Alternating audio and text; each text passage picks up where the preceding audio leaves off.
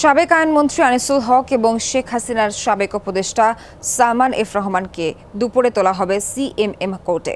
হত্যা মামলায় 7 দিনের রিমান্ড চাইবে পুলিশ। রাজধানী নিউমার্কেট থানার দায়েরকৃত একটি হত্যা মামলায় মঙ্গলবার সন্ধ্যায় তাদের সদরঘাট এলাকা থেকে গ্রেফতার করা হয়। গেল 16 জুলাই ঢাকা কলেজের সামনে হওয়া সংঘাতে এক ছাত্র ও একজন হকার নিহত হন। এ ঘটনায় নিউমার্কেট থানায় দুটি হত্যা মামলা হয়েছে। ইন্ধনদাতা হিসেবে সাবেক 2 মন্ত্রীর নাম দেওয়া হয় চার্জশিটে। নৌপথে পালিয়ে যাওয়ার সময় ঢাকার সদরঘাট এলাকা থেকে সালমান এফ রহমান এবং সাবেক আইনমন্ত্রী আনিসুল হককে গ্রেফতার করে পুলিশ।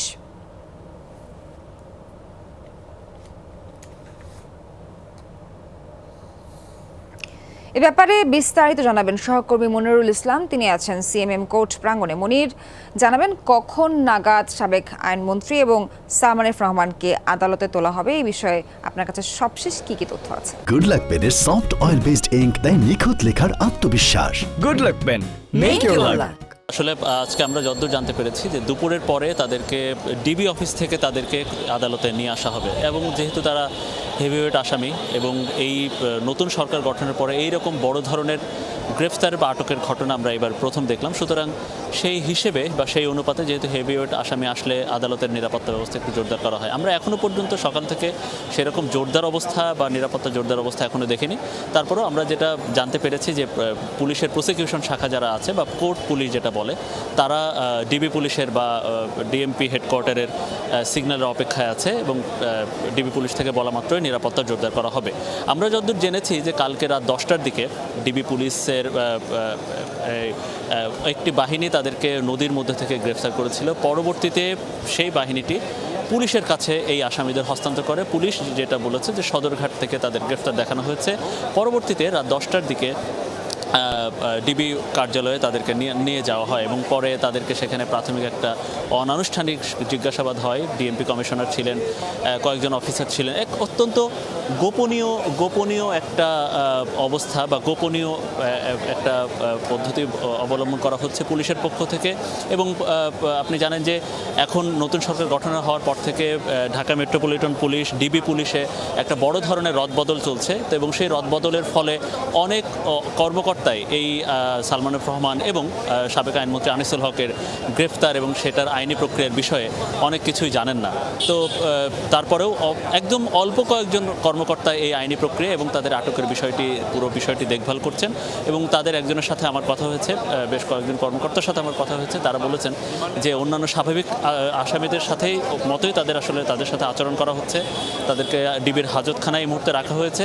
তো পরবর্তীতে যে আইনি প্রক্রিয়া যেটা হয় যে অন্যান্য যেহেতু হত্যা মামলার আসামি তাদেরকে এখানে আনা হবে এবং আনার পরে এই ডিবি পুলিশের হাজতখানায় নেওয়া হবে এবং পরবর্তীতে তাদেরকে এই সিএমএম কোর্টের নির্ধারিত আদালতে নেওয়া হবে। আমরা যতদূর জেনেছি তাদেরকে 7 দিনের রিমান্ড আবেদন করবে ঢাকা মহানগর গোয়েন্দা পুলিশ।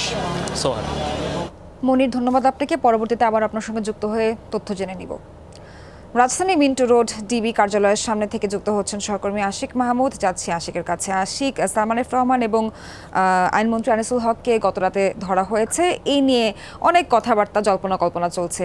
আপনি কি জানতে পেরেছেন তাদের সবশেষ পরিস্থিতি, অবস্থা কি? শহর সাবেক আইনমন্ত্রী আনিসুল হক এবং সাবেক প্রধানমন্ত্রী শেখ হাসিনার শিল্প এবং বিনিয়োগ বিষয়ক উপদেষ্টা সালমান এফ রহমানকে গ্রেপ্তারের পর এই মিন্টো রোডের ডিবি কার্যালয়ে আনা হয় রাত থেকে তারা এই মিন্টো রোডের ডিবি কার্যালয়ে রয়েছে। আমরা সকাল থেকে সেখানে রয়েছি এবং একটু জানাতে চাই ডিবি কার্যালয় এবং গোয়েন্দা সূত্রে আমরা যেমনটি জানতে পেরেছি যে অল্প কিছুক্ষণের মধ্যেই তাদেরকে এই ডিবি কার্যালয় থেকে সিএমএম কোর্টে নেওয়া হবে এবং সেই প্রস্তুতি চলছে। ভেতরে আমরা জেনেছি সেই আনুষ্ঠানিক যে কার্যক্রম অর্থাৎ মামলার অনেক নথি এবং রিমান্ডের আবেদন করার যে নথিপত্র সেইগুলো প্রস্তুতির কাজ চলছে। সেইগুলো প্রস্তুত হয়ে গেলে কোর্টে সেই রিমান্ডের প্রেয়ারগুলো কোর্টে পাঠানোর পরেই আসামিদেরকে এখান থেকেই ডিবির হেফাজত এবং কঠোর নিরাপত্তা বলয় দিয়ে এই ডিবি কার্যালয় থেকে তাদেরকে সিএমএম কোর্টে নেওয়া হবে। এবং তারপরেই আমরা জেনেছি যে তাদের দুজনকেই আসলে এই নিউ মার্কেট থানার যে হত্যা মামলায় তাদেরকে গ্রেপ্তার দেখানো হয়েছে, ওই মামলায় তাদেরকে 7 দিনের রিমান্ডের আবেদন করা হতে পারে এবং তবে পরবর্তীতে কোর্ট কয়দিনের রিমান্ড মঞ্জুর করে বা আদৌ মঞ্জুর করে কিনা সেটি আসলে পরবর্তীতে দেখার বিষয়। তবে আমরা যতটুকু তথ্য পেয়েছি যে হয়তো অল্প কিছুক্ষণের মধ্যেই তাদেরকে এই ডিবি কার্যালয় থেকে আদালতে নেওয়া হবে এবং সেখানে রিমান্ডের আবেদন করা হবে। তো আসলে এই ছিল আসলে এখানকার সর্বশেষ পরিস্থিতি। সোহার, আশিক, ধন্যবাদ আপনাকে যুক্ত হওয়ার জন্য।